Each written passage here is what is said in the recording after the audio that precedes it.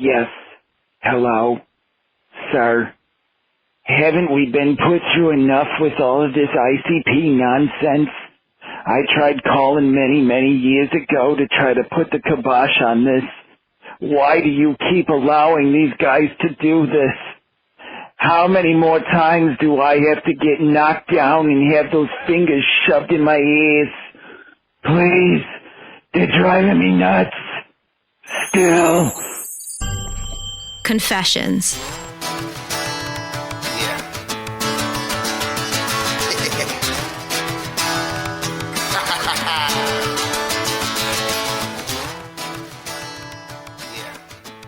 Welcome, everyone, to episode 8. My God, we're flying through this. Yeah, this is a fast season, boy. Episode 8 of the Juggalo Rewind season.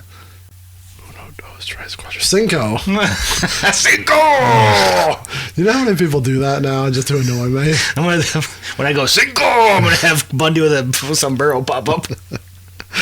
Anyways, this is season 5 of the Juggalo Rewind people podcast. Do that to me. Your favorite Juggalo podcast, where we deep dive into classic Juggalo albums, one track at a time, and sometimes one comic book at a time. Sometimes. Maybe we'll do it again. It's been that good. I sure as fuck hope not. Whether you're a longtime fan, a new fan, or not really a fan, you're just a fan of us. There's something here for you, but you're here now, so that's all we care about. If you're new, you're starting on Confessions. That's very strange. Maybe someone just likes Malenko and they want to, hit them B-sides out there. That's possible. Well, if you are, we have a whole back catalog of numerous albums, so go back and check them out. But this season, as we said, we are talking the Pendulum comic series and the CD that goes along with it. Not the tome. Oh, God. Oh, God, you're just playing with it. What is going on? Thank you. What is going on with you, Chris? How are you? How is the post-Halloween hangover? Yeah, I mean, it's a double hangover. Halloween, Fright Fest, all the fun Juggalo and horror movie nonsense is done, and flag football season's officially over. We made it to the championship, but alas, came up short. Short end of the stick. Got beat by Paradigm's boys' son, but that's for another time. But here we are, Now we're on the home stretch to Christmas time, which is also a fun time in the Juggalo world. Thanksgiving just gets totally... Well, I was saying we're on the road. It's like WrestleMania. Like, there's still... Christmas is WrestleMania. Survivor Series is, Royal Rumble. That doesn't make any sense. But Thanksgiving season, you got football, hitting the home stretch of all the good games. You got OSU on the horizon. You got Survivor Series watching, eating leftover Thanksgiving sandwiches. Got big Penn State looming, too. That's right. Old James Franklin crying to the NCAA trying to get Harbaugh banned from that game. He's so scared. Don't overlook Penn State. Don't overlook Purdue. They already beat Purdue. Yeah, I saw it. I was watching the Iowa game. No. Did you see I didn't send you the sicko thing they posted where they put it... they made it a silent film version of it. That's fine. So it's all the highlights black and white with like the doop music. I turned it on. It was like 7-6. Ended up 10-7. Yeah. Oh my God. There was someone else listed. There was like 7 Cubs games that scored more points than that. That's great.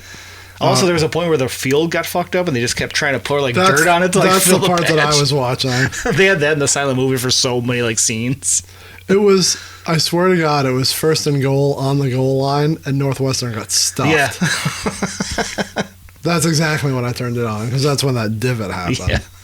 That happened in a Big Ten title game, where it was the artificial turf got ripped up, and they were trying to fix it, and they kept just pouring those like pellets and they didn't know what to do. The guy was like freaking out. Show's terrible. It's great. Big Ten West is awesome. There's still a chance for a 7-way tie, I believe. Yeah, they showed it, and everyone was it's terrible. It's great. But we'll see. We'll see what happens with that. Yeah. How was your Halloween? I assume we're not going to get into any of our bets since this is very post-Halloween. Yeah, so I guess we gotta discuss that. My first Hallowicked in over a decade, and it was a blast. Good times. I know we've discussed this in the past. We were like, it's just become like a greatest hits set, but for not seeing it in a long time, it was awesome mix that they had in there. Yeah, their set this year was pretty good. I mean, it wasn't as hits as past years. I didn't feel. The certain ones that you feel like you've heard some, like, well, I guess Fuck the World was in there, right? They only played half of it, though, because we didn't get to the Ruse Ripper Drawbridge line, which made us upset. But, like Assassins, I got, tired of that one. That one wasn't in there. Was Tilt-A-Roll in there? That was in there. Let's Go All the Way wasn't, though, I don't think. No. Yeah, it seemed not as packed with the ones you always hear. And there was some sprinkling. I mean, there were 3 Halloween songs, 4 Halloween songs. They played Goblin, which is weird. Yeah, it's a fun one. Fun Halloween vibes, but like party vibes. The Great Show. They must be listening to the episodes. They must have put that in just for us. Definitely. Hands like this. Too bad the whole crowd wasn't. They were in our section. There was a handful smattering throughout there. There's 3 or 4 of us and one person behind us doing it just randomly. me and Cousin Aaron were. He's not been in the show yet, but he's been a reoccurring character. Cousin Aaron joined for the first time since 2001. His first ICP show, and he was wilding out. Yeah, I can't imagine. I found a picture of him in the crowd, and he's just hands like this with his head back screaming. What song was that, though? I think Boogie Woogie Woo. That was the one he like went bonkers for. Jesus. Why didn't we take him to the Malenko show? He wouldn't have went that far. Yeah. Especially on like a Sunday where the fuck it was on. Yeah, it was definitely a weekday for sure. Yeah. Hopefully it stays at the Masonic, because we got our way in there now with his client, so perfect. We got there for Isham. Rest in peace to his cousin. Apparently, that's the rumor. But man, that was something. That was quite the spectacle. The whole time before too. So our younger cousin, who's not seen any of them, and he likes Isham. And I was like hyping him up, like, yeah, we just seen him on the 3-Headed Monster tour. He was awesome. Like, he was like, perfect, killing it, good old songs. Yeah, and I was telling my brother-in-law came, and I'm like, yeah, this is the guy who kind of started all this stuff. Like, ICP looked up to him, so I'm like, oh, this is the guy? He's like, this is the guy who started all. Oh, come on. Well, we didn't know what was happening at the time. Yeah, but it was bad. He's just laying down screaming. Well, that's what happens. I mean, obviously that's come out that he was going through something, but it was so weird. Like, we couldn't tell if it was a bit or it was strange.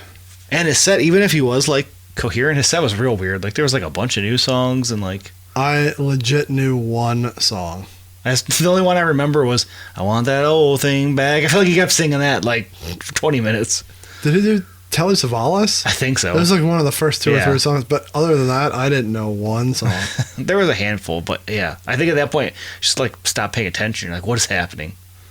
The band didn't really seem like that. It was strange. The band was cool. That had me excited, but they didn't seem like they wanted to be there. Well, at that point, would you want to? Well, no, but they were just, I don't know. They didn't seem into it either. But ICP tore it up. It was a good show, good times.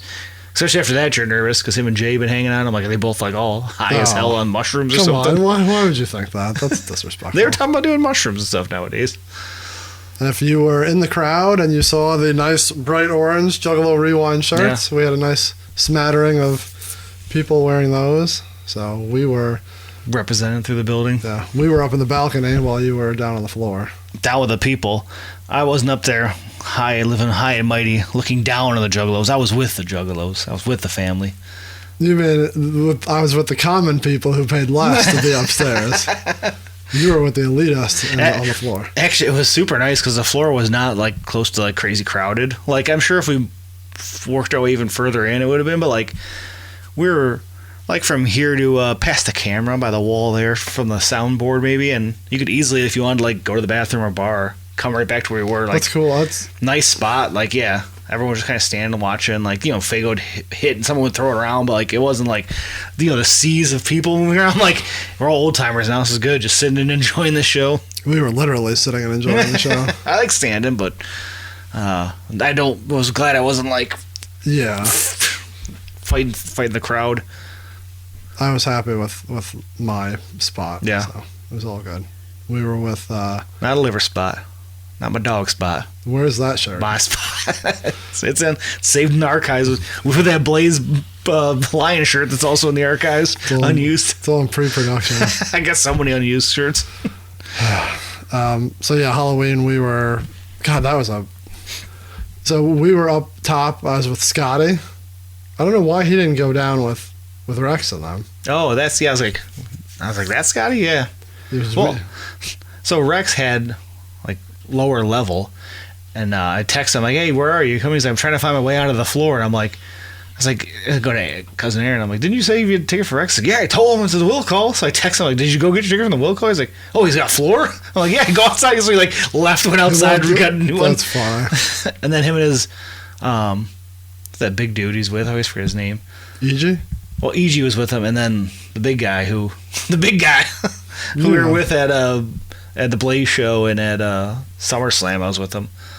He was sitting with us at Sweetwater, remember? Yeah, I have no idea. First this season, yeah. Those three were together, and Rex was like, yeah, I put on all gingerly. Took two up at a time, the old school way, and brought those two down. That's fine. So I guess Scotty didn't make the cut. I don't know. Maybe I gotta bleep all this out. Maybe I don't want to start drama. Yeah, that'll be fine. So I was sitting with Scotty, Veronica, Steve, and Christmas up top. I ran into Veronica at the bar when we first got there. And as I was with my brother-in-law, who's never been in this scene, I'm hugging someone painted up. For a second I walk in, I'm like, yep, these are all my people. She hugged me and left a Shaggy like style face paint on the side of my head, which I didn't realize for hours. That's great. Leading up to the show that day, we went bar hopping with Boy Kelly. Nice. Boy Kelly. I was at one bar with Boy Kelly before Fright Fest. We'll get to that after this. We were at the Old Miami. Good bar. And Steve looked outside and he's like, is that your boy? Is that my boy Kelly? Kelly just standing there. And I'm like, that's Kelly. So he popped in and we all hung out. That was cool because that line was fucking crazy. Was it? Early. It was wrapped like towards Woodward and up and zigzag. It was crazy. And it started so early, right? Yeah. I don't know, it probably got delayed too once the after party filed out. And yeah, that was all weird. But it, yeah, we just saw that line and we're like, nope, we're just going to drive back. So it was either Old Miami or the Bronx. And we hit the Old Miami and we're like, yeah, that's right down the street. It's the spot, which was the people in there, characters. Oh, yeah. But that's to be expected. Mm-hmm. What else did we do on Halloween? Is that the day that we ate at Rocco's Italian? You're asking me. I didn't eat at Rocco's. Well, I know, but have you ever been there? No. It's pretty good. Where's that? It's right there. Is that on Cass or 2nd?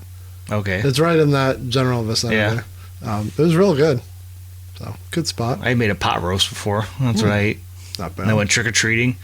We went way later than I expected and still made plenty of time for Halloween festivities. That's what they do. Yeah. Crushed a couple parking lot beers. Of course. I was behind. I didn't have any in me. I had to crush a few. Took a $10 shot at the bar. Oh, my God. Yeah. But it was a good time. Yeah. Good show. Yeah. And then the night before was Fright Fest. Yes. The Green Book 20th anniversary. Felt really old this weekend. Oh, yeah. That was a real good show. Yeah, that was St. fun. Andrews. They did the feature. Like, there was no features that showed up outside of Blaze, but I think they did a good job of like making it work without just like skipping over them. Yeah, the screen behind with everyone. Respected everyone who was on the album. So no, that was a good. That place was packed to the gills. Yeah, there was no moving around there. Yeah. We were fucking crammed. That's once I got in and I found you guys, and I was like, all right, I got like a decent shot to the bar and back. But I was like, I ain't even going to check out the merch. I was going to try to buy that Sam Hain box set, and I'm like, nope, I can get to the bar and back. It wasn't too bad. Like, downstairs was fine. But yeah. But like, once they got in the spot, I didn't want to get too far out of because they went deep into the concourse fucking lobby. And I ran into a good friend of the pod, Fritz the Cat, out in the lobby. Oh, yeah. Did you say hi to him? Yeah. Oh, nice. Said, hey, how you doing? Good to see you, pal. He's hey, good to see you, too. And I went to the bathroom. And then it's like, who the fuck was that? He knows us. The first year I didn't see James from the Riff. Oh, Usually we run into him every year. He's been cultivating his weed plants, his crops that I always see him on Facebook. I have like noticed the tallest as roof. Same group of characters of that show. Yeah, I hung out with Reggie at the bar before for a little bit. Oh, he was loud. I've read your stories for another time. Yeah, it was us, Steve, Christmas, Veronica, Blade. Yeah. And his friend. Who else did we run into at that show? I saw a bunch of people. I saw Big Steve from Astro. Yeah. Talked to Mike. Who else did we see there? I feel like I ran. They didn't run into a DC Fago guy. He was in town and never got to meet him in person yet. I saw Michelle and her wife walking around, but just for 2 seconds. Yeah. I don't know where they ended up. Yeah, I saw a bunch of people, but didn't really. We saw Bobby, which was. We saw Justin. Oh yeah. Who didn't realize who it was at first. Of course, yeah, because it was the other guy. Because you've never met him before. No. Right? And then after the show, we all hung out at the bar. Yeah. Which I heard you stayed after us, right? Just a little bit. Oh, Boy Kelly was with us. Yeah, well, so we were all there, watched the end of Lines, big victory, by the way, and watched the end of that, and you guys left, and Veronica was talking about someone in there that she was trying to corner. Oh, God. I think I caught that coming out of the show. So, yeah. I didn't know fully what was going on, but I'm like, well, I don't want to leave yet. If she's like, I was waiting, she was leaving, and didn't want to leave her alone. This individual's still there, but then someone else came over and was talking to her, and I was like, oh, that isn't that person she was thinking of. So I'm like, all right, now I can go. And Boy Kelly said he left a little bit after that. He parked in Greektown. He got there, and it was still gridlocked to leave, so he went back and hung out for like another hour and a half at the bar, he said. I'm like, good God. Yeah. And the Lions fans kept filing into the bar. Yeah, it was just funny to see. There was a guy who said he worked there, trashed before we went into Fright Fest. He was a mess, and he's like, Juggalos are good people. It's all Raiders fans. I'm a Raiders fan. And I thought he was dressed up like a pirate maybe, but I think he just had eye makeup on. It was just like wearing a Raider shirt. Oh, that's funny. I couldn't fully tell if it was supposed to be a costume or not, but he was a mess. And after Fright Fest, we went in. He was still in there, just belligerent, not making any sense. He was not making sense when we left. He was trying to explain like playing a pinball machines, like having sex to me and Kelly, and we were both like, I don't know. Yeah, we gotta go. I didn't encounter that guy. We also, before that show, we went to Nicky's. Yeah. That was good. I was hoping to make it to Sweetwater, but by the time I was able to leave, I'm like, I can't eat, so I ate the pot roasting. Right down. That was the night after. I don't know what I ate. Something quick at home and decided to have some beers at the bar. Yeah. Waiting for that line. That's the good thing about the bar next to the Andrews. You can watch the line. Funnel in, I spotted you guys. That's good. Yeah, that's how we did see you. We hit Sweetwater a couple nights before that. Yeah. Because I assume it was packed for that night. I didn't even walk that way. And even if it's not packed, it's going to take you an hour to get your food. And I'm like, by the time I got down there, it's not. Yeah. But do you know what I did do when I got down there? Found a parking spot. You did. A block away. I was a little nervous because there was broken glass right down the street. But there was a bunch of Lions fans tailgating. It was decently lit, so I was like, all right, this is good. It was $2.15 I paid on the meter. That's crazy. Not bad. I still stand by my good spot for Fright Fest. I fucked it up for Halloween, but Halloween I didn't have to do any work because my brother-in-law works at Google, so he had the pass where it's not that far of a walk, but in that weather, it was like snowing already at that point. Oh, it was bad. Walking there sucked. It seemed so much further. Yeah, we parked pretty far away. We parked across from the old Miami. Yeah, it's like the area behind it, there's usually a decent amount of parking that you can find. From my past, I always thought all those lots were packed. No, just there's not even lots anymore. It's just like the side streets back there. There's a couple lots. Yeah. But, yeah, they were like empty. And I'm like, what? I guess I haven't been down there in so long. But, yeah. Yeah. I fucked that up. But that's okay. I can admit when I fucked it up. You just gotta feel it and find it. I was trained by face how to find a parking spot. I'm not going to say you were trained by your dad to sense the city. That just inbred me. All right, other shit that we did that weekend. Took Steve and Christmas to Sapino's. Good one. The one up. Yeah, that's the only one left now. Yeah. For now. We went bar hopping to Bumbo's. Oh, yeah. And then we went to that pop-up one, Bagley Street. Yeah, I seen that on Instagram. That's terrible. It looked cool on the Instagram. It's on Instagram. It was on the news. Everything was like, oh, this is like super cool. Yeah, cool. It's fucking terrible. That sucks. You guys should went to Mutiny because Mutiny is a cool-ass tiki bar. There were a couple other ones, but that just seemed... Yeah. But no, Tom went to it too. Mm-hmm. And I'm like, did you ever go to that? He's like, yeah, it was not good. I'm like, yeah, I know. Well, now I'm glad I didn't go. I didn't miss out on anything. It's just a normal-ass bar. They have 2 special drinks. One of them they didn't have for when we went and when he went. They have like a TV playing some shit and like some spooky decorations. Yeah. My basement was spookier, probably. It really is. It was not... It was fun, but yeah. I mean... Yeah, now not worth going out of your way to go to. Nah. We went to a couple shows. We saw the Early November. It was like a emo band from the 2000s. Then this weekend, so as we recorded this 2 days ago, we went and saw Stick to Your Guns. It was like a punk band. Not a punk band, like a hardcore whatever band. Yeah. At the Magic Stick, which I haven't been to in forever. Oh, yeah. Got Sergeant Pepperonis. Nice. Nothing wrong with that. It's pizza, like on pizza this week. And then last night we saw Tech Nine. Okay. Where was that at? Royal Oak. Okay. Ran into Reggie. Yes. So I got to hang out with Reggie a little bit. Parking was fine. You a Tech Nine fan now? He puts on a good show. Yeah. He did 35 songs. Oh my god. But he only does like parts of yeah, like super quick verses Yeah. of it. So I used to love his first couple albums. I just never kept up on them. I did listen to his last one. He got The Rock on it, which is hilarious. yeah. But yeah. Yeah, past it was Angelic and the other one that's of that era. Yeah. Yeah, I don't know. But yeah, those are the ones that I'm familiar with after that. Yeah, the first like 2 or 3, and then it really starts to fall. I don't know if it falls off quality-wise, but just me paying attention. I agree. I'm Yeah. sure it's still good. Einstein. I used to drink Caribou Blues all the time. Fresh out of high school, we'd mix that up at parties. Of course you did. They played that. They played all the hits. They played all the hits. But no, that was a good show. Yeah. So yeah, a lot of people in for this weekend. Mm-hmm. Everyone got home somewhat safe. Christmas at a deer. Hit a Going deer? home. Well, your Christmas, you hit deers. Jesus. This is the season. So she may or may not have totaled her car, but she is home safe, and we'll see if her car gets back. But yeah, everyone else got home safe. It was cool seeing everyone come into town.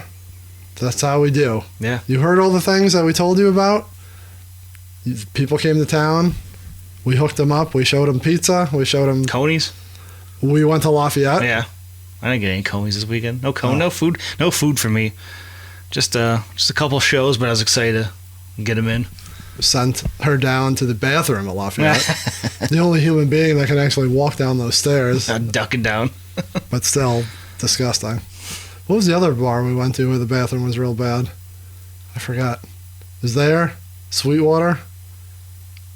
And then I thought there was another bar. There was like, I was hitting all the worst bathrooms in Detroit.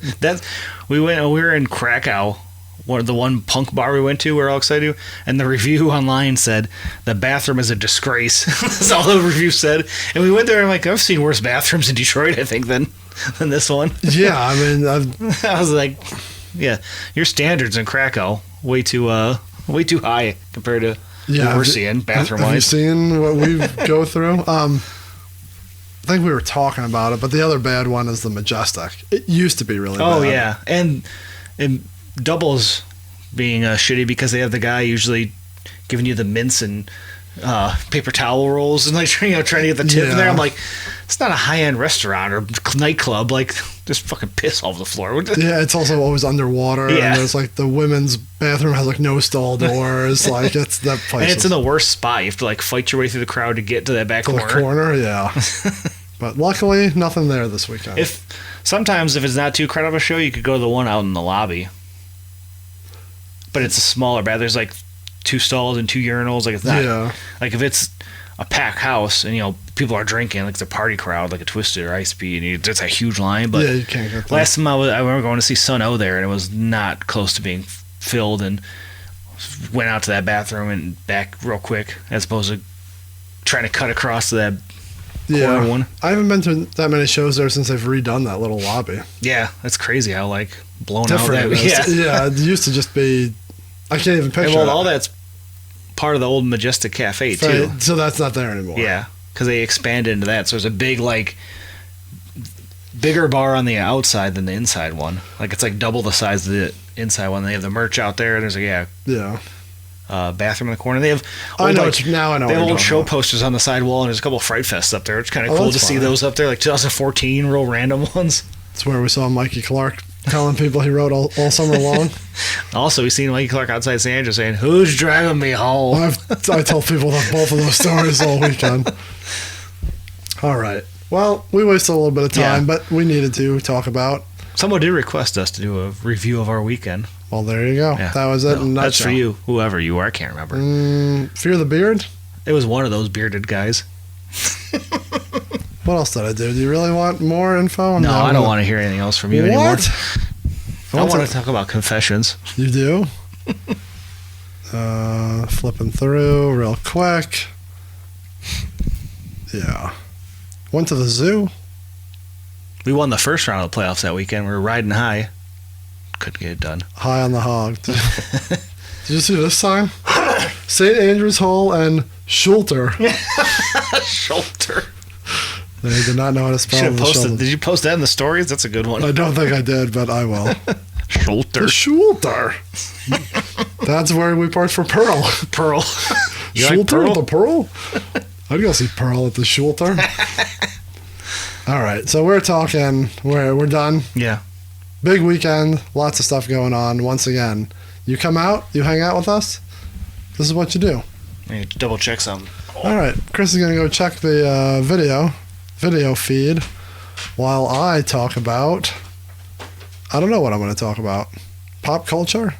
We are going to talk this episode, as Chris alluded to, about confessions and Shards of the Looking Glass. Shards of the Looking Glass. And this was in comic stores. Oh, fuck, here we go. April of 2001. And it was officially released on April 19th, 2001. See ya? I got you right to the T. Thank you. I appreciate Thank that. you. So, what was going on Yeah. in April of 2001? Let's tell you. Top movies, Spy Kids. I remember that coming out. Never seen it. 3 weeks in a row. Ooh, the whole month almost. And then taken over by Bridget Jones' Diary. I remember that name, but no, like at least the Spy Kids, I remember the premise. Yeah. This I have no idea what's Renee about. Zellweger? Oh, sure. I don't know. I've never seen either one of them. No. Singles, top singles of the month here. Yeah. Butterfly by Crazy Town. That one doesn't go away. It's still out there haunting and annoying us. Yeah. And then All For You by Janet Jackson. Which I looked up before this because I peeked, cheated, and looked at. Don't remember that one Never at all. heard of it. Listen. She says, "It's got that package. I gotta write or something." I was like, "What is she singing?" Oh. I'm okay with that. Oh yeah. Top albums of the month of April of 2001. Mm-hmm. Hot Shot by Shaggy. Shaggy, not too dope. Not too dope. Shaggy showed up a few. He's taking over for Santana. He's taking his spot of being like always on. He's now. Then we also have Until the End of Time by Tupac. Which one was that one? That had to be post-mortem, Oh, right? yeah. Yeah, I mean, definitely. But it wasn't... I never had that. I remember the cover, like the drawing of his body, but I'm like, what was on that one? Oh, I couldn't name one song. And then while Chris looks that up, also topping the album charts was Now That's What I Call Music, Volume 6. Let's stop looking up Tupac and look up what was on that. Which we talked about a couple episodes ago. Now That's What I Call Music was a mixtape of top hits of the time. We're on number 6 here. Number 6. We open up with Stronger by Britney Spears. Let's see. I'm seeing anything else good. Shaggy's on there. It Wasn't Me. That's a Riders track. Incubus Drive. I love me some Incubus. Do you know who Evan and Jerome is? Crazy for This Girl? Nope. No. R. Kelly's on here. You gotta delete that one. Creed with open, arms wide open. Wow. They're coming back, aren't they, touring? I think they are. I thought I heard an ad for that. It's about time for all those bands to get their second wind. That is. Yeah, this one's pretty bad. Love Don't Cost a Thing by J-Lo. Bye Bye Bye by NSYNC. There's a big one. Hemorrhage in My Hands by Fuel. Yeah, that's a good one. I don't know that one. Maybe if I heard it. Yeah, you would know that one. Yellow by Coldplay. That's a good one. Shape My Heart by Backstreet Boys. So the boy band's still kicking it in April of 2001. Sure. All right. Well, that's what I call music. Volume 6. That's what I call Mike's favorite music, Volume 6. What was going on in the world of wrestling, you may ask? Go. April of 2001, WrestleMania 17. The best ever, still. People call that a very tippy top one. Tippy top. Just at the top. Great undercard. Fun story, even though people, Austin's, shouldn't have turned heel. Still complains about that, but that was fun. Had the gimmick battle royal, which was like the first like hit of nostalgia. I feel like from that era. Yeah, it was a cool one. Taker and Triple H. Yeah. You had Flair doing something in that one. Yeah, who did Flair? Did Flair fight Taker in that one? I thought it was Taker and Triple H where he hit him with the sledgehammer when he put him up for the... Off the thing? Yeah. Was it Flair and McMahon? No, it was Shane and Vince. Yeah. Yeah, you're right. Shane, Vince. Like, there's a real good, like, DDP and Christian? DDP, Christian, and then Regal and, like, Jericho had a good match. Yeah. Like I said, the undercarded one. The hardcore triple threat match that we love. Big Show, Raven, and Kane. TLC. Yeah. Loaded card. Yeah. And cool looking vibes. And they had the Limp Bizkit My Way video, which goddamn, pal. Still to this day holds up. Let's go. Let's go. And with that, I know we are a little past it, but WCW and ECW officially closed their doors. WCW wrestlers were in attendance at WrestleMania 17. Remember yes, that? you had like Sean Stasiak, all the jobbers hanging on the Mike press box. Saunders, and everybody upstairs. Stacy Keibler was like the biggest star they had. They made sure to keep the camera far away when they cut to that shot, so you couldn't fully tell who was up there. Yeah, that was weird. Like, I think it's because no one was like big name. They like it wasn't. Yeah, there was no. It was like a quick shot, and they're like far away. It was yeah, because I mean, if you're a wrestling fan, that's the era where they didn't bring in the Goldbergs and the Yeah, so those Nashes. guys are getting paid so much money not to wrestle. Okay. R.I.P. Who passed away this month? Willie Stargell. Famous baseball player. I say the name's familiar. I don't think he played for the Tiger. I think he played for the Pirates. And Joey Ramone. Oh, can't believe Joey Ramone's still kicking at this point. I guess it's still. That's a long time ago thinking, but. Yeah. The local sports, the Tigers opened up their second season at Comerica Park. Oh, there you go. This month they went 8-15. They were pretty bad. Yeah, that was not a good era for the Tigers. What's going on in the world news here? We have the FAA moving to have defibrillators placed on all airplanes. Seems like something that should have been there already. No? Does seem kind of weird. And we also have the DEA asking for a limit on distribution of OxyContin due to 100 deaths. 100, and good God. What's going on nowadays with prescription drugs? Do you think there's more? Do you think that's happened? Let's see how many OxyContin deaths happened. Oh, come on. You have to do the Juggalo. Okay, I'll move on. I'm just saying. I feel like those things are always out of hand just for 100 deaths. So, the real news, the real world news, Jug World, what's going on? It's a short, small month, but as we're past a year on the pendulum, we're really hitting it now. We got ICP on 421. ICP.com calls for submissions for the .com track. So this is the first call for entries to get your... In April, and that song came out in July. Yeah. Just trying to put time frame on there. It's not that much time. And I listened to shout out to the ICP/Twist Movie guys. I listened to their interview with Sky D, and he was talked about the .com track for a little bit on there. He said, "Oh, that's fine," because he was like the second one mentioned, or say Fagel Lovers was early on. He's like, it wasn't like, he goes, I think it was just by submissions. Like we seen it and quickly emailed it, because he's like the first one or two were like super random ones, like Juggalo Coffee House. Like there's like something weird. He's like, it wasn't like you're ranked or nothing. Just how you came in. I'm like, that makes sense because it does seem like real random on who pops up on there. Picked randoms. I wouldn't have thought it was like a hierarchy. Yeah, because I think he just said it. We remember submitting super early, so that's probably why it was like how they came in. Just read them off, and then in May of 2000, Psychopathic Sampler 2001 has been starting to give away on the third leg of the Bizarre Bazaar tour. That was the Blaze, Dark Lotus, and Mars sampler. And then 5-7 on the tour. Billy Bill is arrested after choking out an Eminem fan who was throwing M&Ms on stage at ICP. Why do I feel like we've already talked about that? Did we? I don't know. I don't think we mentioned it on the Eminem episode, though. I feel like we skipped over that God, I story. feel like... I don't know. I feel like that's come up somewhere. We might have talked about it in like the Lotus season, maybe. But yeah, maybe. Yeah, that's a funny thing that happened on the tour. So the ICP-M feud still hot and heavy here. And then on 5/19 ICP, hot and heavy. 5/19 ICP debuts on XPW TV. So ECW's dead, WCW's dead, but XPW is alive and well. That's horrible. I had a couple of them Those tapes that came out earlier. They were so bad. Yeah, they were not worth watching. And who's still kicking? XPW's back, baby. Yeah, and they're just as shitty and horrible. Putting syringes through people's dicks live on TV. Not on TV. On doing real weird whatever shit. they're on. But that's the news. That's all. Short month here in the Juggalo world. But I'm sure we'll be picking up steam because the gathering is right around the corner. And a couple big releases. Couple big releases.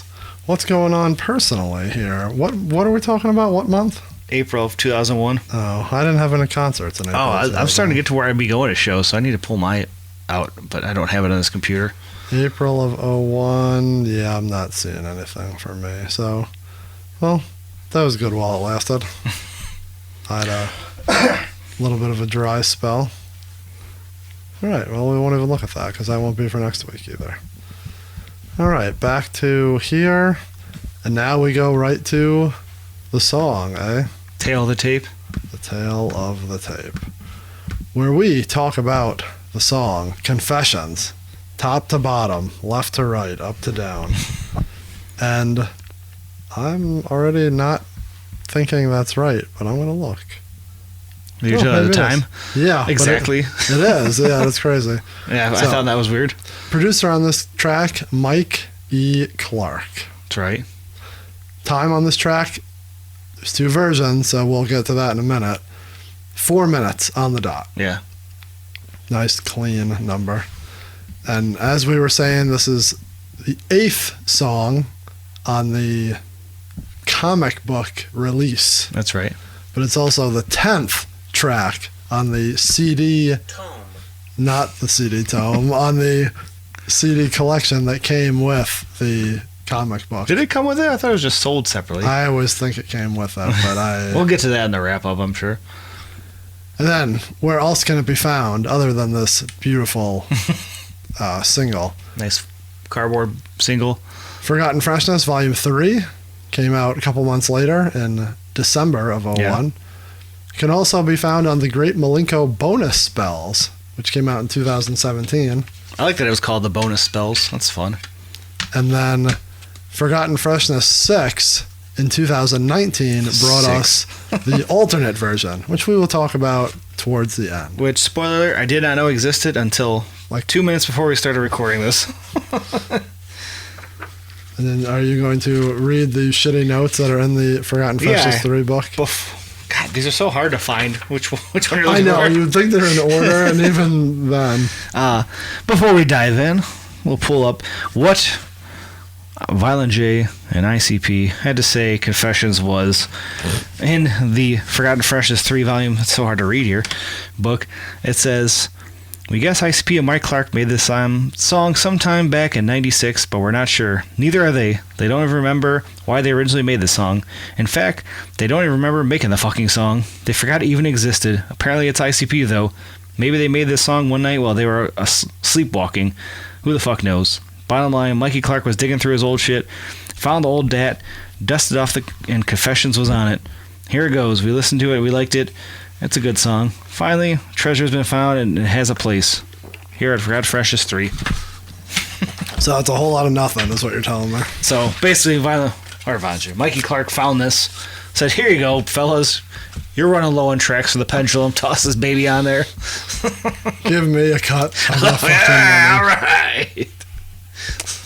All right. So this was recorded, as we noted, in 1996 Yeah. for the Malenko, pre-Malenko era. I think it's a Malenko Throwaway. session song, though. It has those vibes, which is funny because I don't remember listening to Forgotten Freshness 3 as it was out, and never even thought of oh yeah, this sounds like That's that. why But it would be. yeah, the more we dive into these things and listen to them 20 times, deep diving, I'm oh yeah, this definitely sounds like a Malenko track. For sure. Well, let's dive into it here. I think this will go fairly quickly. There's a spoken word intro, which is almost like it's not like a news report. What would you call this? Like a documentary? Yeah, like an intro to a show or a documentary or a special, something. I tried Googling. I could not find anything. I Googled the whole thing, bits and pieces. I just kept getting random religious stuff, which it does have that vibe, like a preacher maybe talking. So it's basically saying, well, we can just read it. They say it's hard to live down a checkered past. A man with a criminal record often has a tough time going straight. And when he decides to shift over to what the world calls virtuous living, often they report they just won't forget, they won't let me forget. So that's saying when someone's going from like a criminal past to the straight and narrow, the people don't let them forget that they're a piece of shit. This actually will tie into the comic this week. We'll get to it. But then he's saying, well, there's one story that we've never told. Yeah. It's the flip side of it. It's a story of what happened to a man who made the switch from the things of God to the things of the world. Mm-hmm. So going from virtuous to evil. Yes. Everything is evil. And the first verse has nothing to do with any of that. Well, we'll see. Let's see what he says here. It starts off with J. Well, it's all J. Being almost in a confession. Confessional booth. Yeah. Father. Talking to Jesus. That's maybe. possible. Father, I confess for doing it. I had a brain, but life had to ruin it. It's... fuck, I don't know. I can't even read this. It's so fucking bad. Skipping ahead. When you put me in a cage full of animals, savages, killers, cold-blooded cannibals, I can't help but become what's around me. Tried to run, but they found me, surround me. So I'm picturing he's in jail and he's becoming what is around him, like a product of his environment. Yeah, I got that. I just didn't. But why is he there? I just thought it was like society. Like everyone's so shitty in society, he can't help just become another piece of the shitty machine. Interesting. I thought it was specifically being in jail. Because it mentions the cage. But you're right. Maybe it is just life. Tried to run, but they found me, surround me. Then they choke you and provoke you. This is definitely Jay of that era, like his cadence. Tried to smoke you. Turn into a joke. Yeah. I don't know. I don't know where he's going with any of this. Look at you, a bigot till you're growing old. Look at you who? Look at the priest? Oh, yeah, probably. Is he just talking, look at you like society in general? Maybe you, the listener. You're growing mold with a soul that's freezing cold. Yeah. So I confess, but even if I'm all wrong, I'll be down with a clown till I'm dead and gone. I like that. That's fun.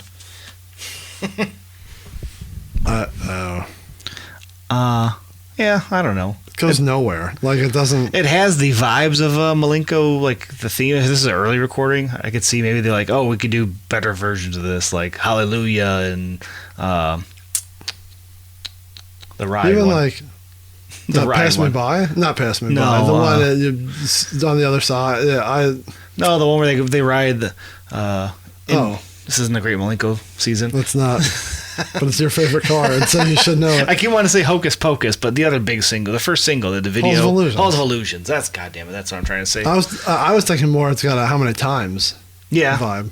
But yeah, in general, just the Malenko vibe for sure with this, but maybe it just didn't flesh out as much as those tracks, and that's why it's here in the Pendulum.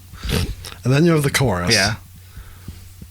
Yes, I confess. I like the chorus. You do? Yeah. I like when he goes, "Child."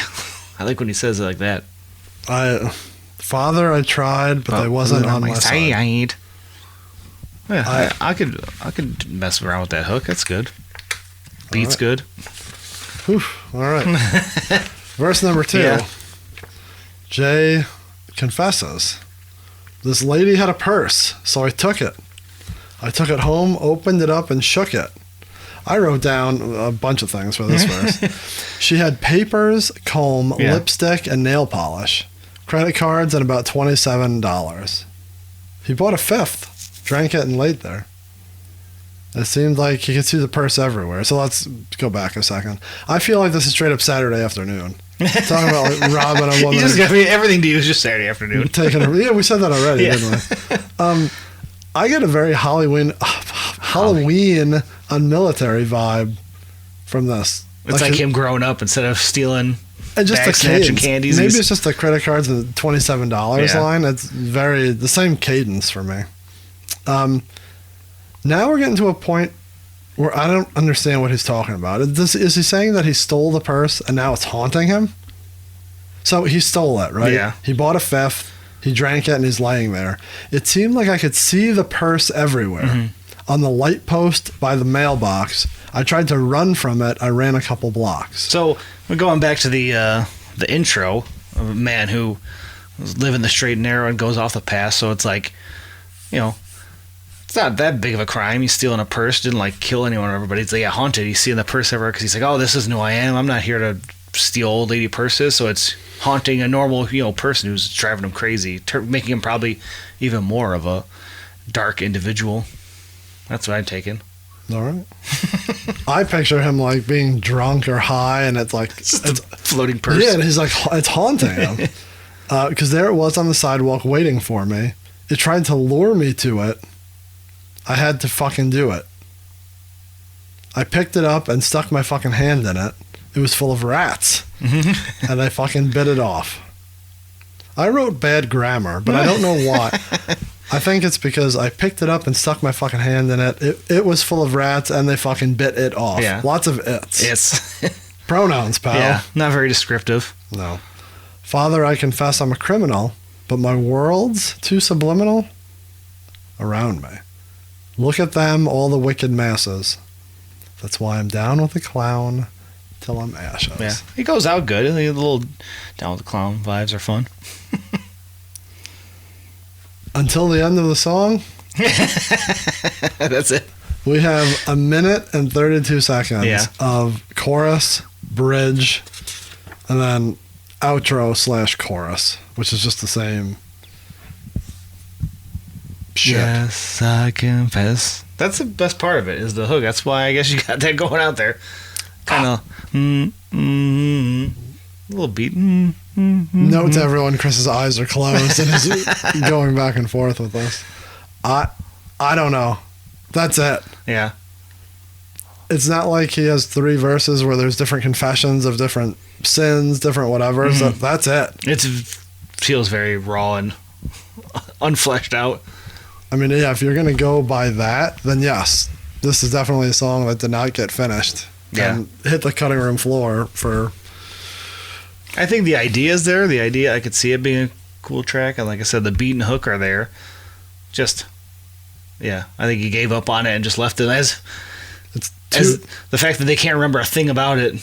Probably didn't think too much of it when he was writing it. It's 2 verses. The one set it up, and the other one was like one stab at it, and that was it. Right. Maybe if there were 2 more verses like that where he did something and it like got worse, haunted him, or he got like guilty by it or whatever. But yeah, if his crimes grew as he got darker and down the path, then it ends with him killing the priest in the confessional. Jesus. Yeah, you said it, man. Jesus.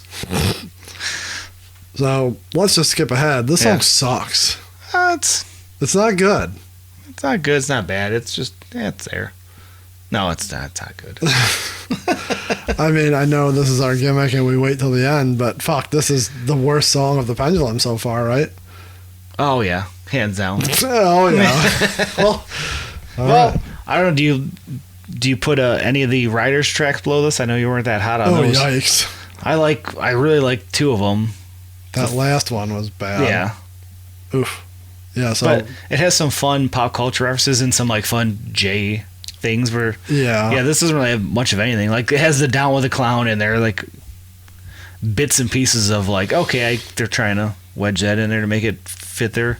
Yeah. The only thing we can say, like you said, and like I repeated, and I will repeat again, this has to be just a step up from a demo track. Like it was a one-shot try, and they never got back to it. So in that case, it's incomplete.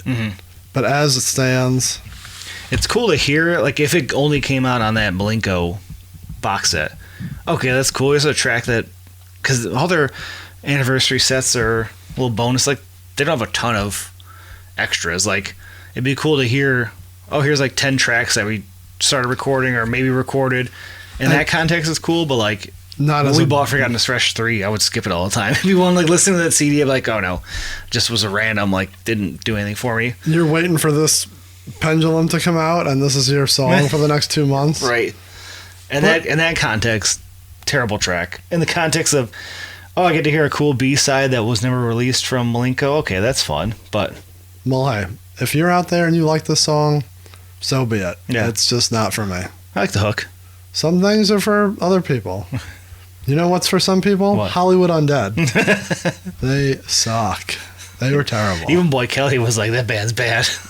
Reggie just kept looking at me and being like, this is not good. I'm like, I know. This is not... Going back to Reggie. You know Reggie. You've been to a show with Reggie, right? Sure. Everyone here can appreciate this. He was standing next to and behind us. Christmas leaned down and said, he is singing every fucking word better than Tech 9. Better than Tech 9. And I'm like, I know, and I can hear it, and so can everyone else. He's so loud. But yeah, he hit every fucking word. That's fantastic. It's just funny that other people picked up on that. Oh, Reggie. Good friend of the show, Reginald James. So good that he wants to be on the episode. And he said, why not on? I said, I'm going to talk to Pete, get you on. Well, this would have been the one. This would have been the one. Sorry, pal. No guest this season. Although we may have an in-studio person in a week or two. Oh, yeah? If you want to... That depends on when... No, probably not the day that they're here. We'll be busy. You'll be busy. You'll be drunk. Is the real answer. I'll be drunk. Is that who's coming to town during Penn State? Kevin. Yeah. Let's record it after the Penn State game. We could if you wanted to. Be a disaster. Yeah, we can give you a little bit of breathing room and come back. According to setlist.fm, the song has never been played live. That's a shock. Could you imagine? Oh, fuck. I already put my shit away. We didn't talk about bonus track? Or no, alternate version. Alternate version in Forgotten Freshness Volume 6, which came out in 2019, right? Yeah. In the book for Forgotten Freshness Volume 6, it says, talk about rare. This is in the words of Violent J. Mm-hmm. Did you see the video of him opening the box of the orange creamsicle? All right. I did see that. All right. Talk about rare. All right. I don't think I ever knew this version even existed until Straight Jacket uncovered this buried treasure. Where did Straight Jacket stumble on it? If it was a Mike Clark old demo.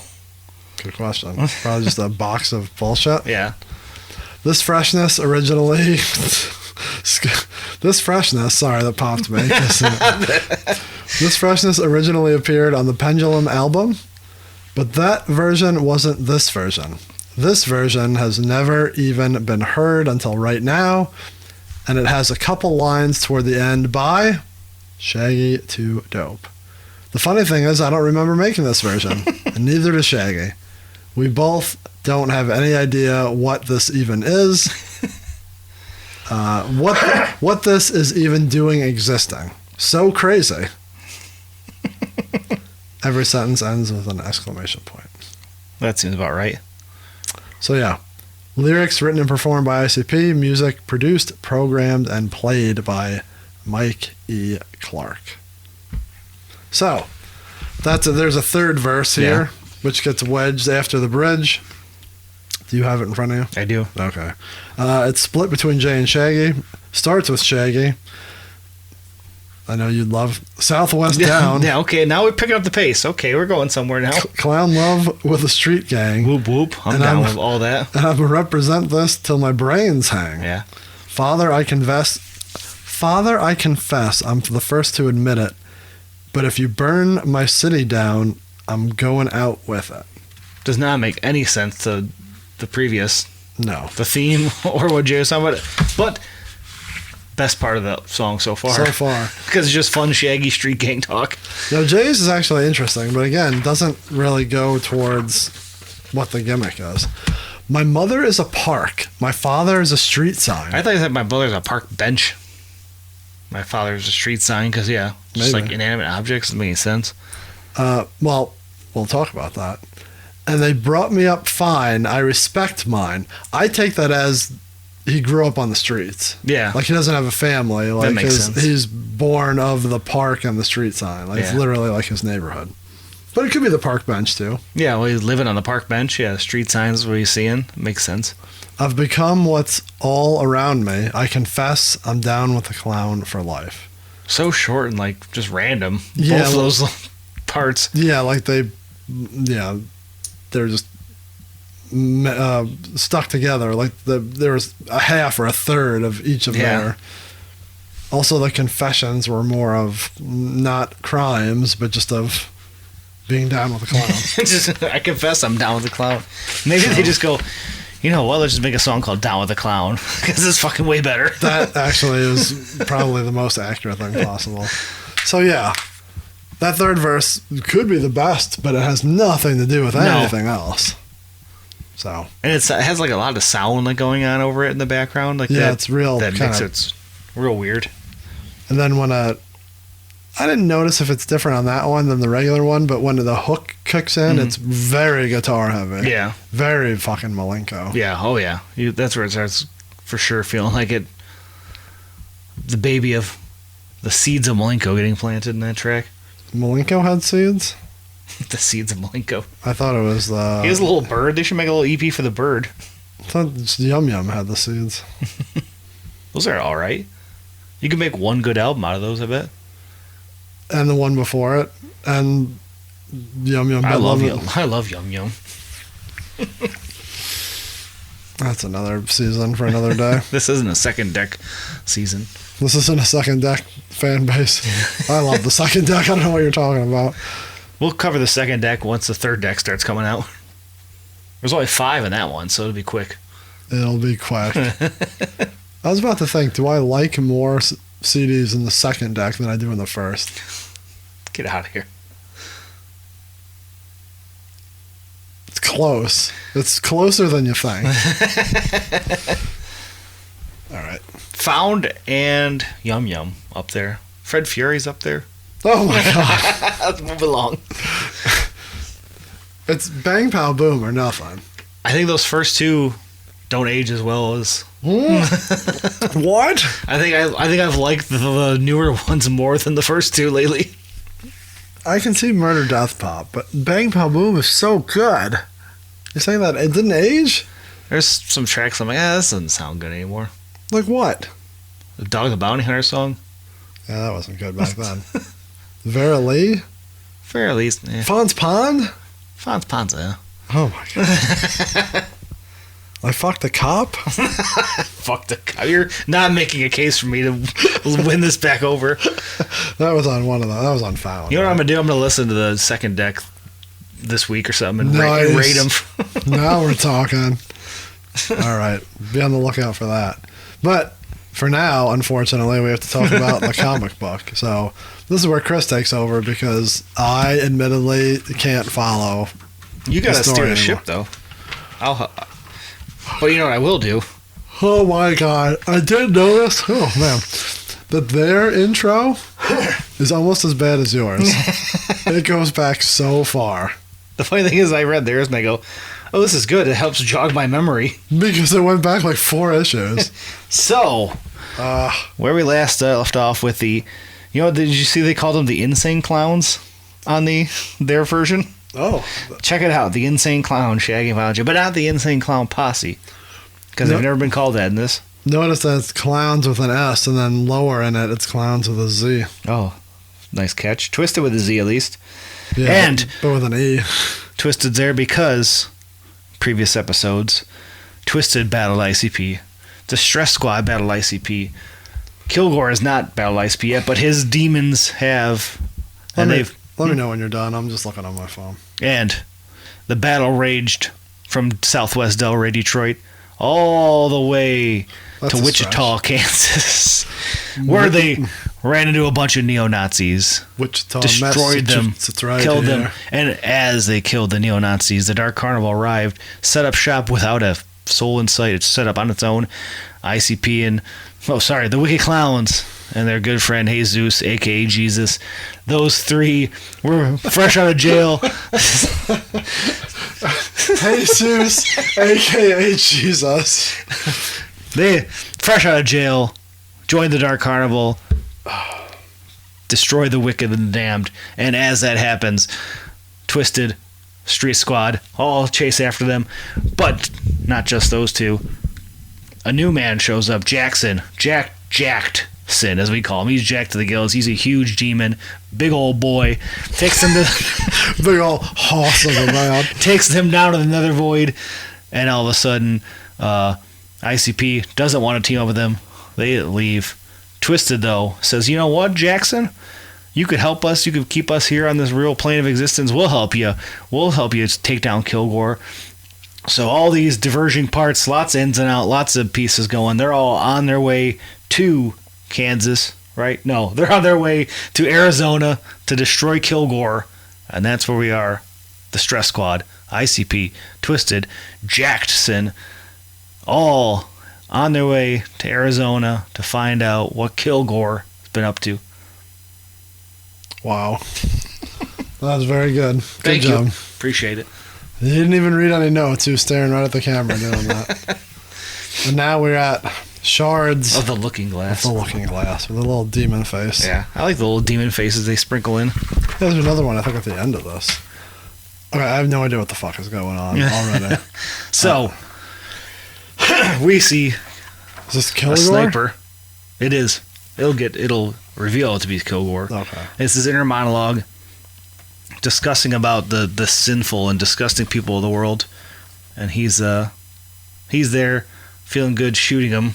Like, you remember we were on our TPI road trip and there was that sniper that was in that area? Was that the TPI road trip? I thought that was way after. I thought it was TPI because I thought it was when we were listening to Bang Pow Boom. But we were on a road trip when there was that sniper who was like, we passed right through like the 3 exits. He was like shooting at cars. There may have been different ones because there was one later on. Because that would have been 09. Yeah. There was a later one when I was doing that drive more often. So maybe there was more. I just remember we were both in it, and I was putting down the passenger seat when there was 3 exits. That's great. That's what this jogged my memory of when I see Kilgore here. Sure, taking that out wasn't a innocents. DC sniper?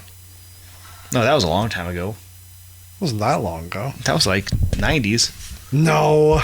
early 2000s. Go on. We Tell didn't me have a sniper. We just had a guy like in those 3 exits before you got out of Michigan. Was like shooting at cars in that area. It wasn't that. So now we're talking different ones because the other one was closer to Battle Creek Okay. that I was thinking. But yeah, maybe there was one over there. DC snipers were in 02. Let's do a good podcast on that. All right. Yeah. Maybe we should make a good podcast about this. Okay, here we are. Kilgore, couple pages of him just blowing people's brains out on the freeway. Lots of stuff on the Oh, overpass. We have ICP. We have Someone Was Here. We have Jessica something rules. Oh, I'm glad you made me flip back to this. Did you notice the semi-truck? DuPont. Jeff Gordon 24. This is like the 3rd Jeff Gordon reference in That's this comic. Someone must really like him who draws this. Yeah, lots of nonsense in there. There's a Jump Steady one buried below the blam from his gunshot. There's the side of the truck is something asylum. Yeah. So yeah, lots of little. Iron Asylum. Is That's that, little is that nonsense. Mike Pierce's, Adam Pierce's wrestling school? Wow, you're all over the place. Anyways. All right, so yeah, you have Kilgore here just talking about the wicked ways of whatever and just fucking shooting people. Look at his hair. He's got the shittiest haircut. It looks like Al Davis's son's haircut, the owner of the Raiders. Looks like a plastic doll. Hitler-ass haircut, motherfucker. Hitler ass haircut. Look at him hugging the gun. He's so pleased with his murder. Just killing people left and right. Is this all at the same time? Is he sniping them all at once? I think so, yeah, because they start slamming into each other's. You got a couple cars crashing together. You got the semi back there. Thoosh, chung, blam, blam, blam. And then one person gets out of their car and he lets them survive. Yeah, I don't know why. 'Cause I was looking at him. He goes, interesting. I like this one.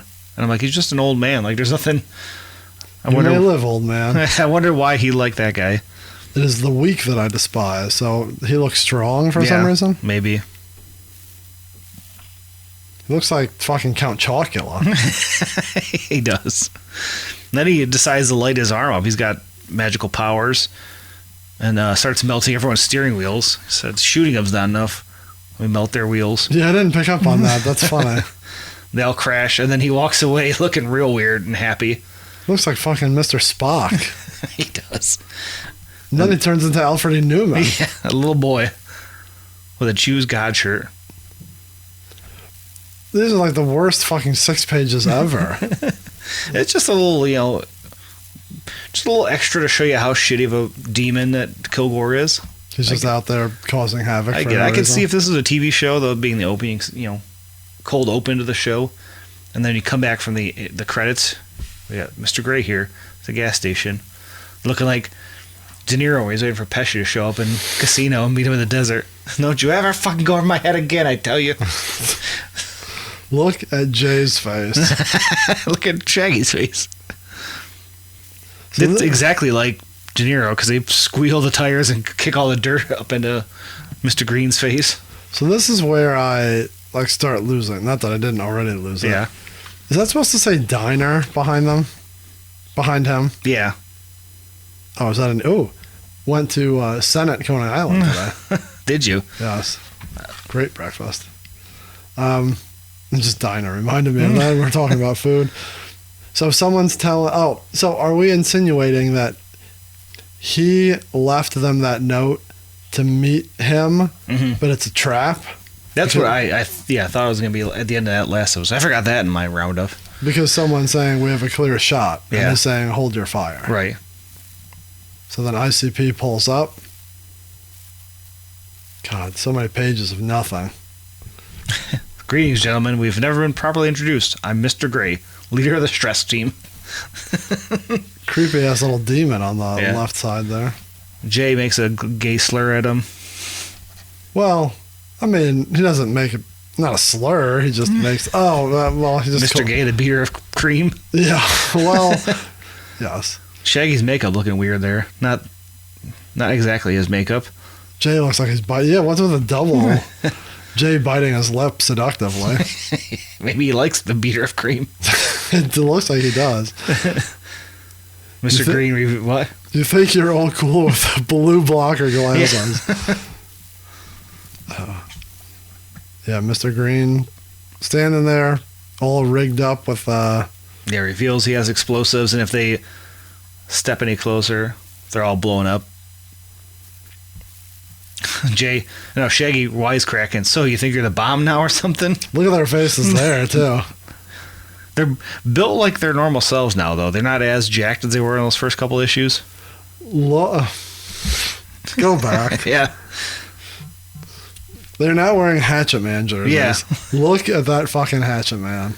Not just the one with Jay's bad face, but the one above that. Maybe it's just their homage to the original Hatchet Man from the original Wicked Clowns comic. Jesus Christ. Hey, Shaggy, or Jay's face looks good at the bottom, though, where he says, "Attack, Shags, get him." That looks pretty good. Mr. Green, a little nervous, about to hit the button.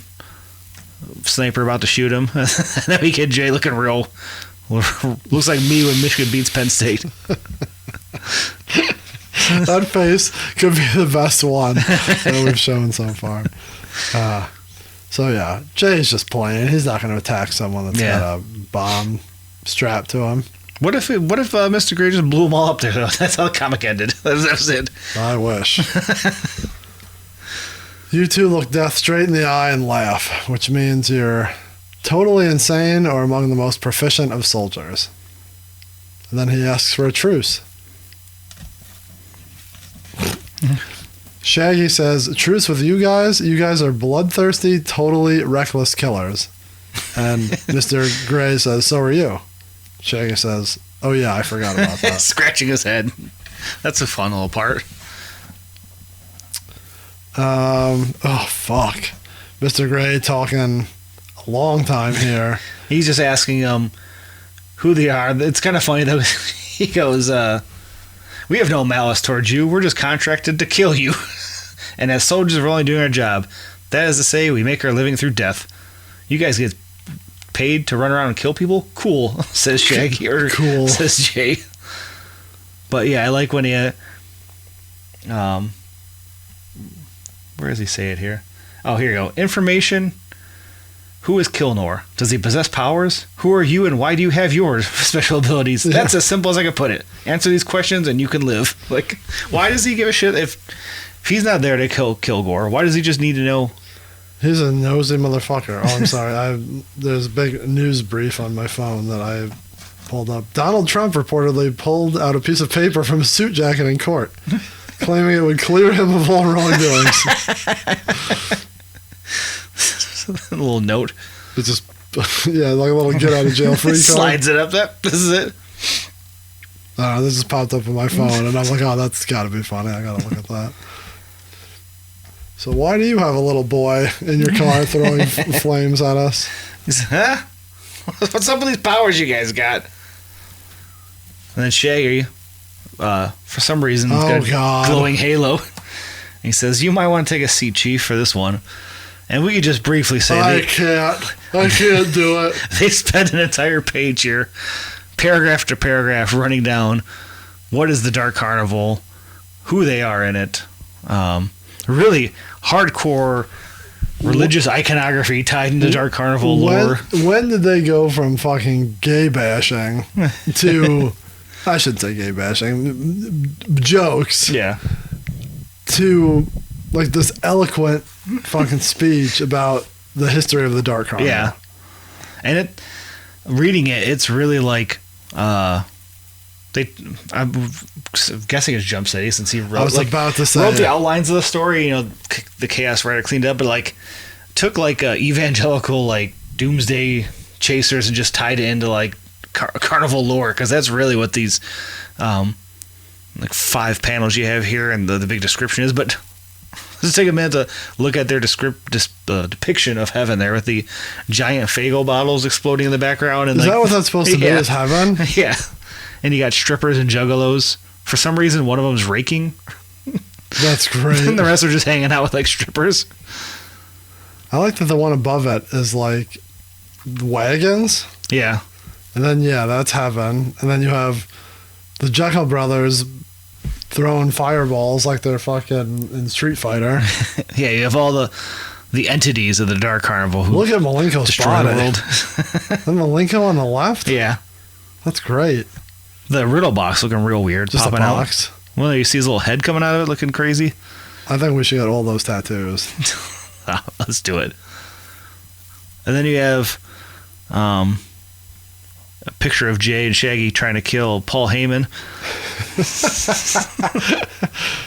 Looks like the fucking New Year's baby. It says, the Dark Carnival will only come when there's no hope left for man. When too many souls are heading into the underworld and a few are ascending into Shangri-La. The world is near the state. It is our job as the last and brutal effort to turn this around. So when the world's reaching its peak, the end times, that's when the Dark Carnival arrives to purge. Okay, we gotta start skipping shit here.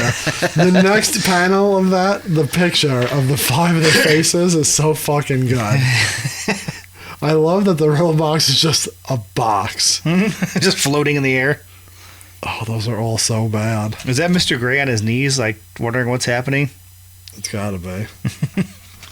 And then the next panel, why are Jay and Shaggy, like, face to face, holding each other's arms and hands like they're about to make out? They're feeling it. They're in church right now. They're speaking their gospel. They're praying together. And then, speaking of jacked, here's a jacked Jesus coming out of the car. And now he's saying that he agrees with everything they're saying. And that He's like the Saint Peter of the Dark Carnival. Then he's the first not prophet, believer. Yeah. Kinda. So he'll build the Church of the Dark Carnival when the Wicked Clowns are gone. He is looking different than he did before. Everyone looks different. Like they got a different fucking artist halfway through every episode. And then he puts his hands on Mr. Gray and lets him see his wicked ways. Oh, that's interesting. Okay, I gotcha. Mr. Gray is visualizing it looks like the high rise they blew up, and I think he's kind of showing that not only did you try to kill ICP when you blew up the high rise, you killed this innocent family. This little girl lost her parents, and now she's in a mental asylum. And Mr. Gray drops to his knees, takes his blue blocker glasses off, and he says, "For the first time, I truly can see." This is straight up like we're in a church, and just places his hands, and the holy Dark Carnival spirit entered Mr. Gray, and he's saved. Jesus. Speaking of it, there's Jesus shaking Shaggy's hand on the next page. "Good to see you again, brother. The Lord has yet worked." I think that's Jay. Oh yeah, you're right. Blonde hair, blue eyes. Look at Shaggy's face in the next panel. He is flabbergasted by something. All right, I'm taking a picture of that while you keep talking.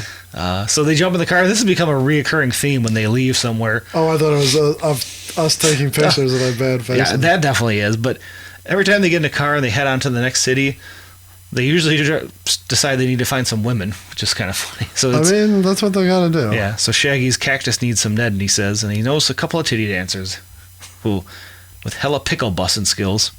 So they hit the road. Skills. That's what it says. Bussin'. I know, not buffin'. Yeah. I would assume. They hit the road. There's a McDonald's, which that seems pretty risque to show.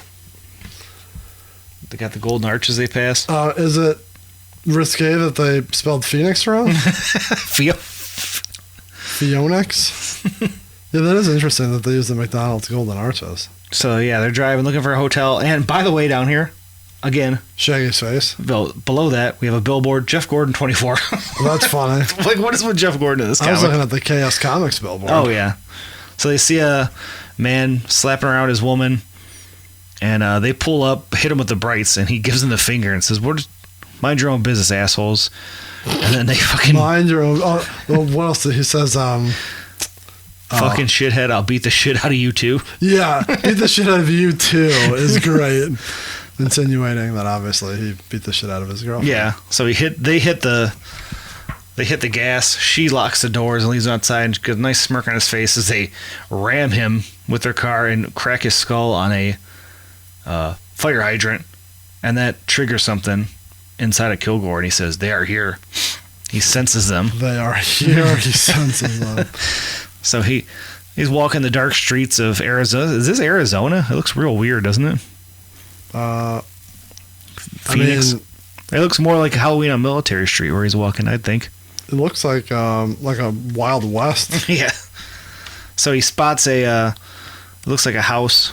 We've come to find out it's like a gang hideout, and he morphs into a Latin king of sorts who's rocking his Bedlam Red Rum t-shirt. So he walks up and they ask him, "Hey, Vato, what's going on?" And he just walks right past them, walks into the door of the leader, and they're like, "What's up with him?" Trying to figure out what's going on. Stan was here. Nakia Fuller? Straight shooter. Lots of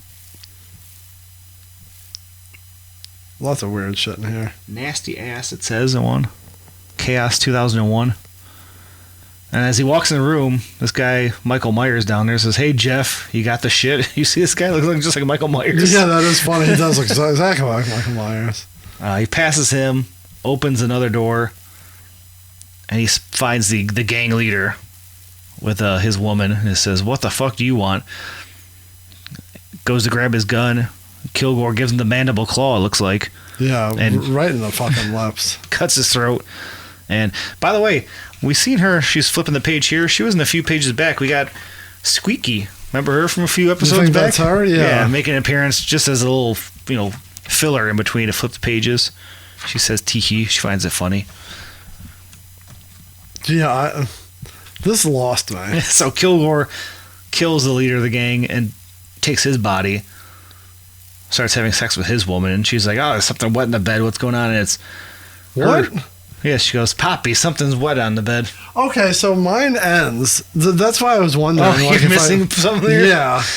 Yeah. So I'm going to have to look over your shoulder and see what the fuck you're talking about. So, yeah, as he takes over the body of the gang leader, he's looking very creepy down there with the blood dripping out of his mouth. Yeah. So, I imagine he murders her there. And the gang members are outside saying, "What the hell's going on?" And he says, "Hey, Chavo, if I had that, I'd be turning it out the same way." Jesus, he's fucking jacked, Yeah. boy. He comes out, tatted up Kilgore.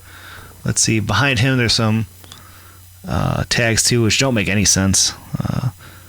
Mike Franco Meckless Gen X Tattoos. That was from the very first issue. Remember there was a billboard for Gen X Tattoos? Yeah, there was with a tattoo Cleveland shop. area code. Yeah. So he comes out and he gathers up the gang members. Yeah, that page, they hit the lowrider. He tells them that someone's messing with their hood, and they say, "Nobody messes with our hood. Stupid motherfuckers. Let's see how they like the taste of this." And there, in the lowrider, Kilgore has them all convinced to go kill the insane clowns and Jesus. That's, I guess, a better ending than where mine ended. But so he shapeshifts into someone to shapeshift into someone else Yes. to take over this Latin gang. Yes. And they're on their way to take out the clowns who've just arrived in Phoenix, Arizona. Not a lot of ICP in this comic. No, Well, this is more Kilgore heavy, I'd say. Yeah, it starts and finishes with Kilgore. Got a little bit of, them meeting up with the Stress Squad. Well, basically Mr. Grey. So, That's Shards of the Looking Glass. how do you feel about where this is going? I'm enjoying the faces the ICP are making. Oh, there's a lot of good ones here. I enjoy the really bad Joker card deals here. Yeah. With the little fucking demons with the butt tails. We haven't had any demons show up in a while. They've No, been out of action. Just in the little backgrounds. Yeah. God, I want these tattoos so bad. Where'd you put them? Put them across your forearm. I was just saying, just across my chest. It's like you spread out like this, and then just all the way across, like bicep to bicep, but like straight out. We should have to get a tattoo out of the Pendulum comic. We should get. Do you get to pick which one what you want? We have to pick each other's. That's Man. terrifying. I'd give you the Jay and Shaggy about to make out. So, I'd give you Jackson. Jackson. That is Shards Looking Glass. That's where we are. They're all converging into Arizona. A little slow, but I think business is about to pick up. You think so? I don't know. so. Did you read the next one? Because I don't think it is. Well, before we get to the next one, Yeah, I was about to say. Fuck. now the news. Jump Steady. We don't have Sirius Darius anymore. Oh, no. He got fired. Jump Steady here in the newsletter. And this one, not much news. This is kind of interesting, though. He runs down the comic book and the process of how they make the comic. So, he does mention that if you go to InsaneClownPosse.com, you can write him directly on all your thoughts, the good and the bad.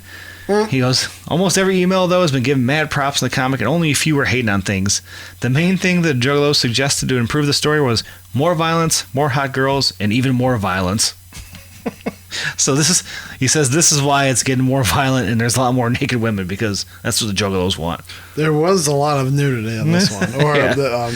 not real nudity, but insinuated. Over-exaggerated women in it. So be on the lookout for more blood, more women. That's what the Juggalos want. So he says the way the comic is written, Jump Steady, story writer, comes up with the idea. On average, I have about 3 comics written ahead of time that he has, and he passes them along. Violent J said that he wanted the comics to have a totally different feel than what he creates, so he gets total control. So he takes their little bit, and he comes up with people like Kilgore and the Street Squad and all that. So that was all Jump Steady, adding that little flavor. Then he passes it off to Jesse McCann, the writer. So this guy cleans it all up. He adds his own creativity, usually brilliant, to enhance the story. Like in issue 3 where Jay pulls out the guard's intestines and forms him in a little poodle, which was fun. That was a good time. Which was a fun, good time. I said, or in this issue. Oh my God, are we reading this? Where the whole background thing? imagery we see as Jay has explained the Dark Crown of Mr. Gray, just to name a few. So he adds some of the flavor to that.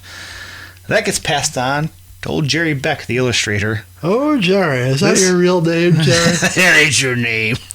So, Jerry Beck, great writer, great illustrator. He draws up everything. And then from there, he hands it off to Sandu Flora. Flora, I believe how you say it. He's the inker. This deadly assassin, an ink artist, could just touch you. In the next few minutes, you would be rushed to the nearest hospital due to a serious case of ink poisoning. That's how deadly his inking skills are. Are you a tracer or a illustrator? I haven't watched that. That's a good movie. From there, our inker will hand it off to the color graphic, where they add devastating colors and computer graphics to make the art pop off the pages. So it's all colored on the old magic box, not by hand. From there... Oh my God, you realize I slept for like 4 hours and I drove an insane amount today? Can you please speed this fucking up? From there, they hand it off to the man he's never met, Oscar Gangor. He does the lettering. Oscar Kilgore? Without him, you could not be reading the dialogue, so mad props for his work too. And after that, it's handed off to Chaos Comics, where it's packaged, put together, and handed off. And then just a little bit of news, the DVD Big Money Hustlers out in stores, which comes with full commentary, Violent J, Alex, and Rude Boy. That's fun. And then JCW Volume 1 and 2 are coming out on DVD soon.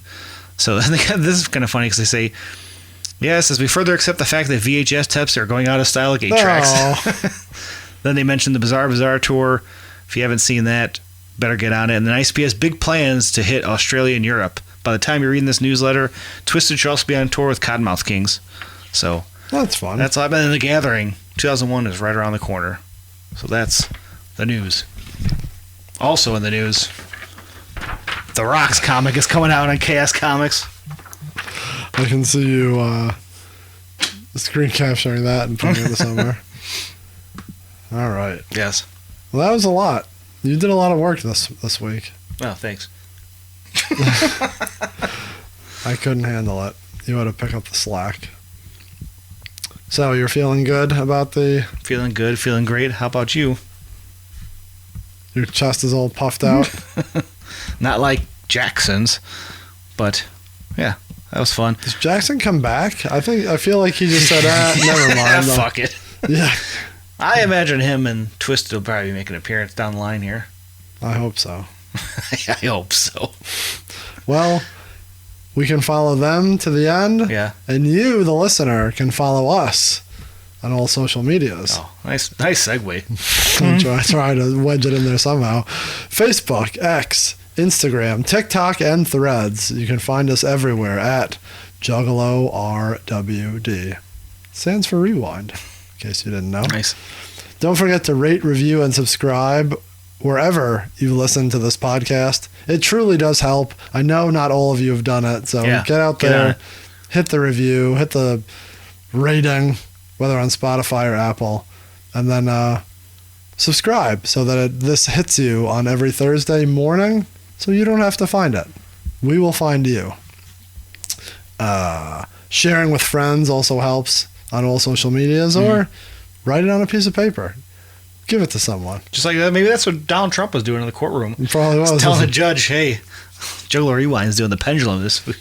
So, speaking of, we at Fright Fest, we were next to someone and they said, oh, well, like, what's all your shirts? And we're like, oh, we're, podcast, whatever. And he's like, oh, I just started listening to one. It goes like CD by CD. And I'm like, oh, yeah, I think he's listening to ICP with We. Mm-hmm. And I'm like, oh, yeah, we know those guys. Like, we're something different. So he took our little pin pack, which if you find us, you'll get a little goodie bag. Yeah, still a few of those leftover Halloween goodies laying around. And so, yeah, we found a new fan. That's what you have to do. That's right. Find someone out there, express your love for us, and tell them to join the party. And where can they find us? Anywhere that there's podcasts. Apple, Spotify, Google, Podbean, even YouTube. We're almost caught up. That's okay. That's all good. Now that flag season's over, I don't have to edit 600 photos. Good to go. For plenty of time. You just have to search Juggalo RWD on any of those, and you will find us in your ear holes and buttholes.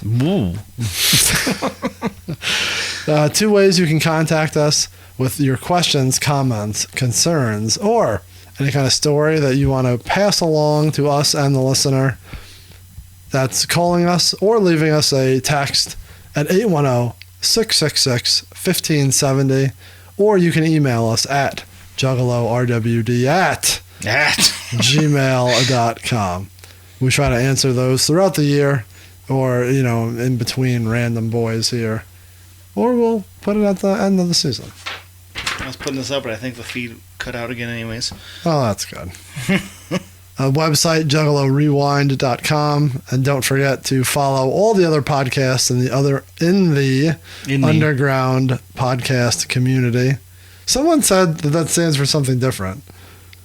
I was listening to, I think the Juggalo Judgments, Zooligans. And he said it was something else. I'm like, that's not what I say. But regardless, or irregardless, ICP with a we or Twisted with us, Juggalo Judgment, and the Underground Table, which you call the Underground Round Table. Yeah. I've seen you say that.